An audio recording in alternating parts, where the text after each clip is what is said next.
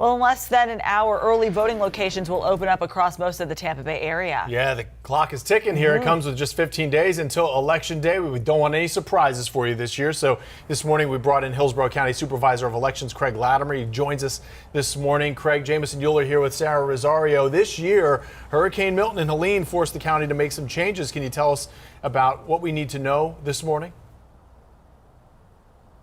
Yeah, so the thing you need to know is go to our website, votehillsborough.gov. You can find where all 27 early voting sites are. We did have to replace one of the early voting sites, West Tampa Library. We're using the Barksdale Center that's about a mile from there. So we've got our 600 poll workers trained. We're going to be open 7 to 7 for the next 14 days, so just want to urge people to come on out and vote.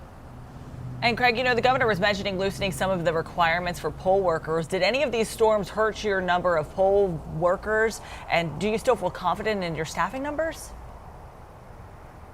Yeah, we didn't lose very many poll workers at all, and I do feel confident about it. You know, by the time we get to Election Day, we'll have trained over 2,500 poll workers that will be deploying around the county at our 240 locations for Election Day. But right now we're going to concentrate on early voting.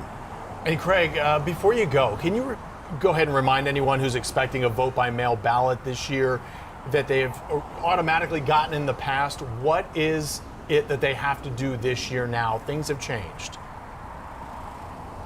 Yeah, so you have to request that vote by mail ballot every election cycle now. So if you think you're going to get one and you haven't gotten it already, you need to contact our office and go ahead and make that request. And you know, one of the things you mentioned, the governor's executive order, if somebody has been relocated out of the county, another state, contact our office. We can get your personal information from you and we can get a vote by mail ballot to you at your location you're at now. And Craig, before I go, I'm going to ask you one more question here. Obviously, so much focus on Supervisor of Elections all across the county after the 2020 election. What is that pressure like this year that you feel as though perhaps you really have to be laser focused and make sure that there's no bumps in the road here going into Election Day in 15 days? Yeah, you know, my team stays laser focused every election. Doesn't matter which one it is. We plan for this. We've been planning for this for about 2 years now. Now we're just going to execute our plan.